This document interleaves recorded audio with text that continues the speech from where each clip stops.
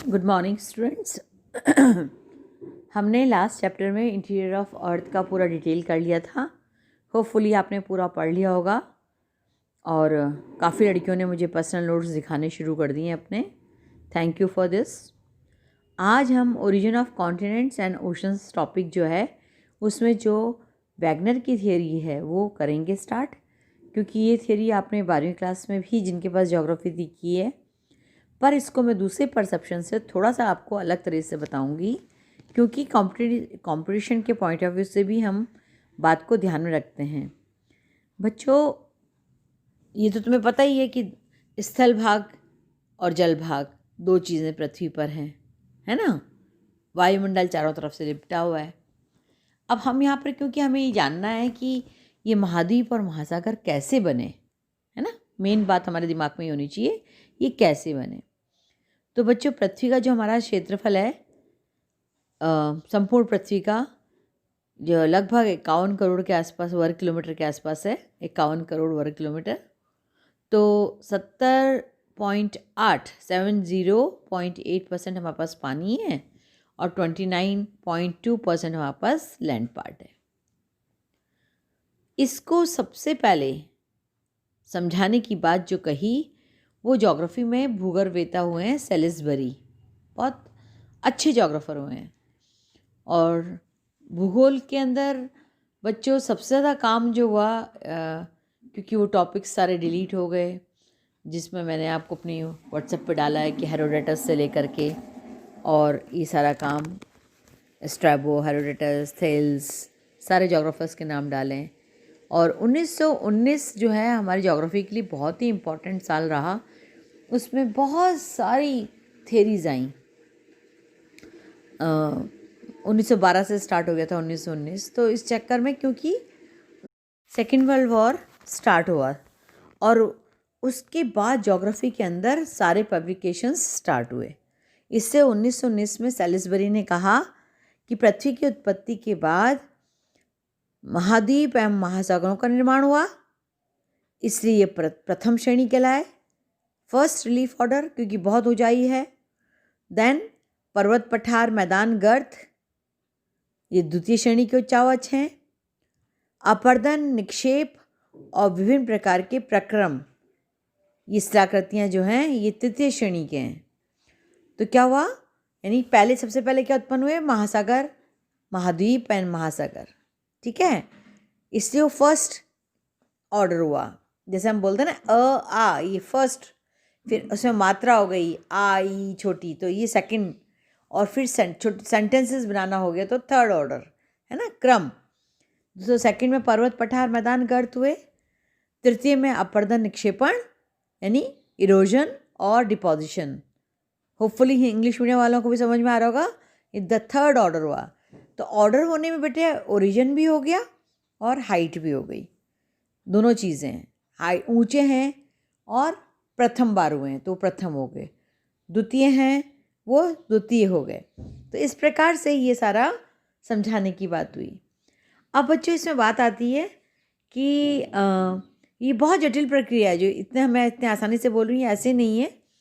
पर बच्चों, आज के समय में महाद्वीप और महासागरों की उत्पत्ति को समझने के लिए हमने सबसे अच्छी थियरी मानी है वैगनर थियरी, ठीक है। ये आधार था, पर मॉडर्न संकल्पना में वैगनर थ्योरी को आधार बना करके प्लेट विवर्तनिकी को बताया।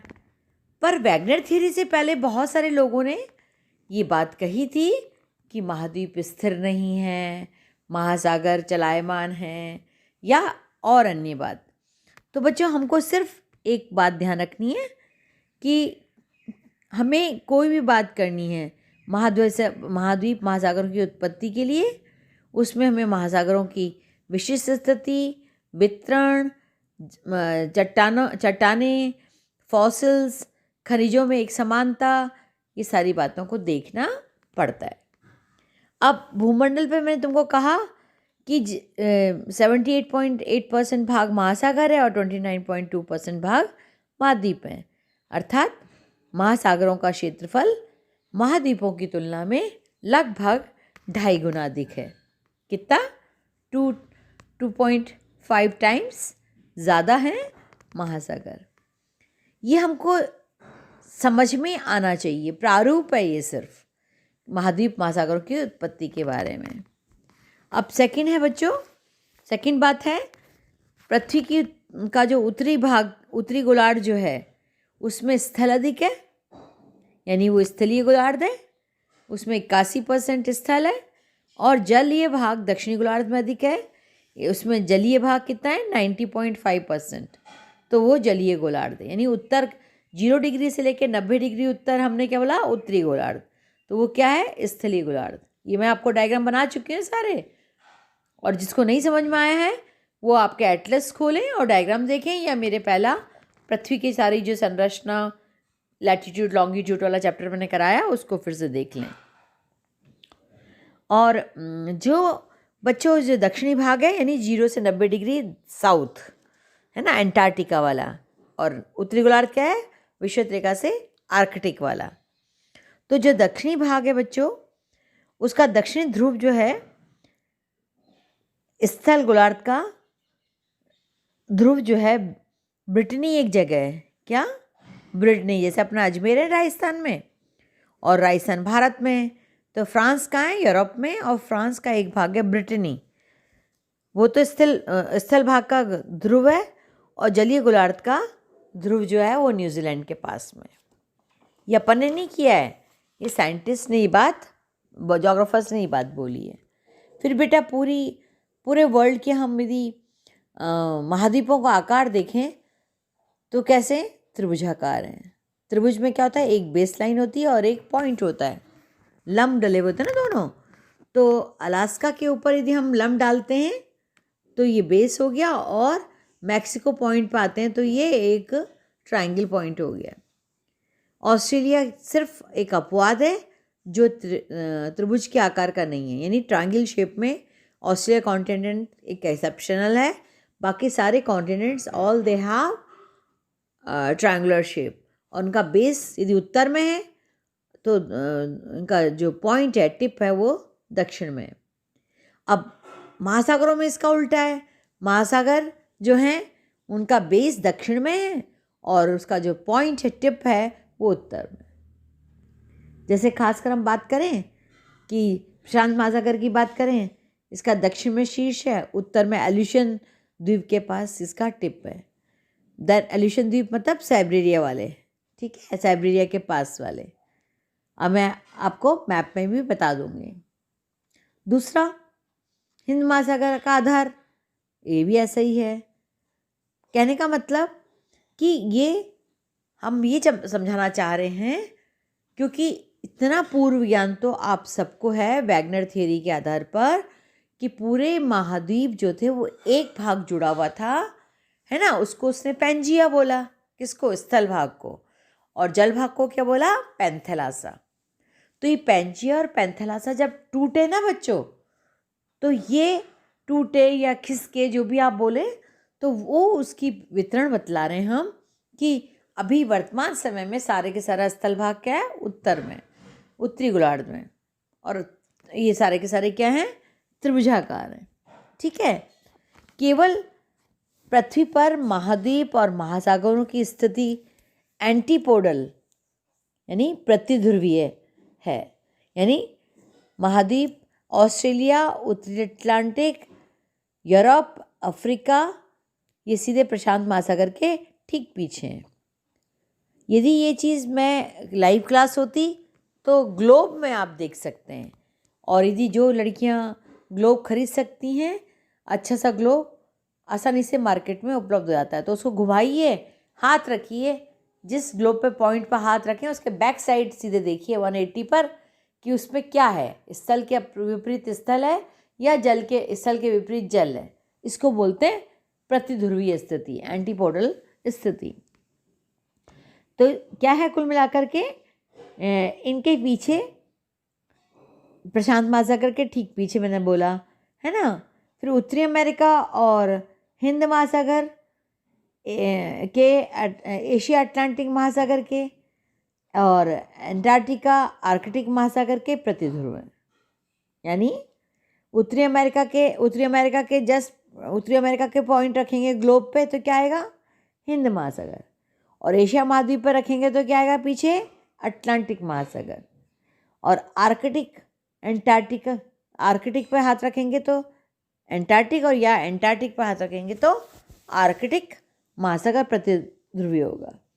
इस प्रकार से स्थल का 95 भाग सागर के मतलब लैंड पार्ट के अगेंस्ट क्या है, ओशन है।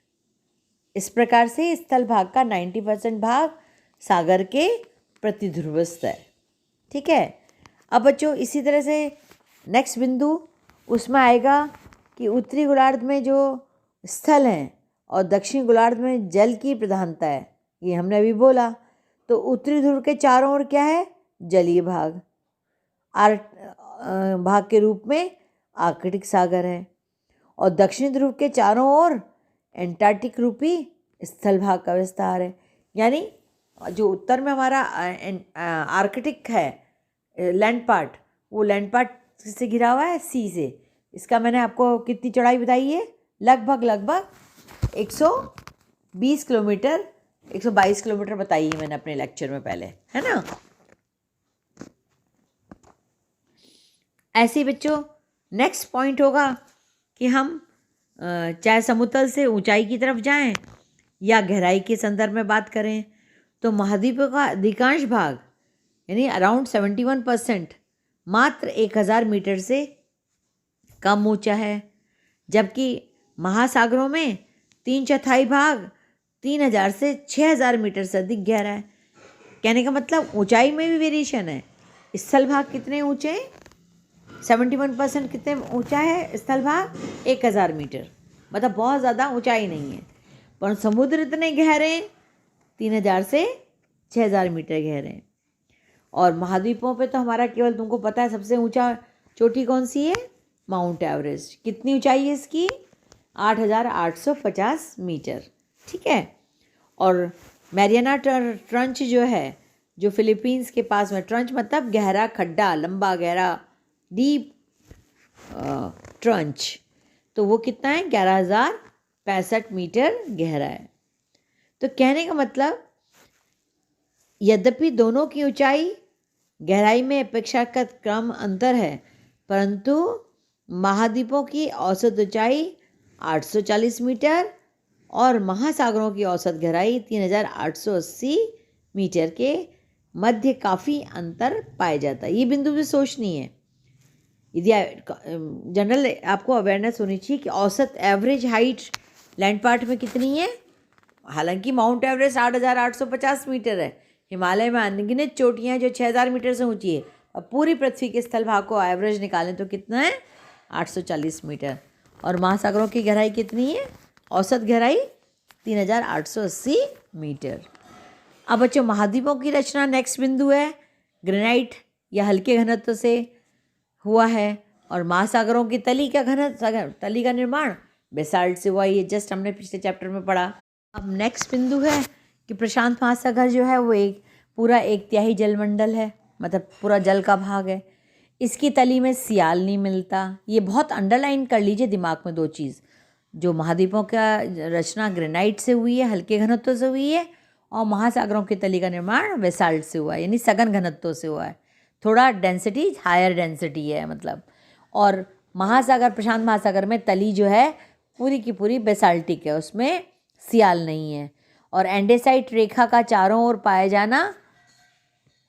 जाना तथा चारों ओर मोरदार पर्वतों की स्थिति और द्वीपीय स्थिति को महत्वपूर्ण बताया। ये सिर्फ अभी आप समझ लो, मैं भी आपको जब अभी वैगनर थियरी बताऊँ, प्लेट टेक्टोनिक थियरी में और अच्छे से इसको बताऊँगी क्या चीज़ है ये। फिर बच्चों नेक्स्ट बिंदु है महाद्वीपों की शैलें जो हैं वो उथले सागरों के निक्षेप और जीवाश्म तो पाए जाते हैं। मतलब महासागरों में जो शैली, मतलब यानी जो कॉन्टिनेंटल शेल्फ इंग्लिश में बोलते हैं, छिछले महाद्वीपे, निमग्न तट, या कई जगह उन्मग्न भी पढ़ा है मैंने। तो कॉन्टिनेंटल शेल्फ जो महासागरों का जो आकार है, तो महाद्वीपों के निकट केवल आपके जीवाश्म फॉसिल्स डिपोजिशंस निक्षेप मिलते हैं, पर लाल पंख और चीका जैसे गहरे जमाव, रेड मड, ये आपके टाइप ऑफ मड्स हैं, ये नहीं मिलते हैं। नेक्स्ट बिंदु बेटा, महासागरों की तली में भी महाद्वीपों की भांति पर्वत श्रेणियाँ होती हैं। मतलब जैसे आप अटलांटिक महासागर की बात करें, आप कार्लसबर्ग हिंद महासागर की बात करें, तो जैसे हमारे पृथ्वी के ऊपर नॉर्थ अमेरिका में रॉकीज, सदर्न अमेरिका में एंडीज़, यूरोप में एल्प्स, है ना, हिमालय, एशिया में हिमालय सिस्टम पूरा, ये जो बड़े बड़े माउंटेन श्रेणियाँ हैं, श्रेणियाँ मतलब रेंजेस, माउंटेन रेंजेस हैं, ये हमारे स्थल भाग पर भी मिलती हैं और जल भाग यानी पैसिफिक ओशन, अटलांटिक ओशन और इंडियन ओशन में भी मिलती हैं।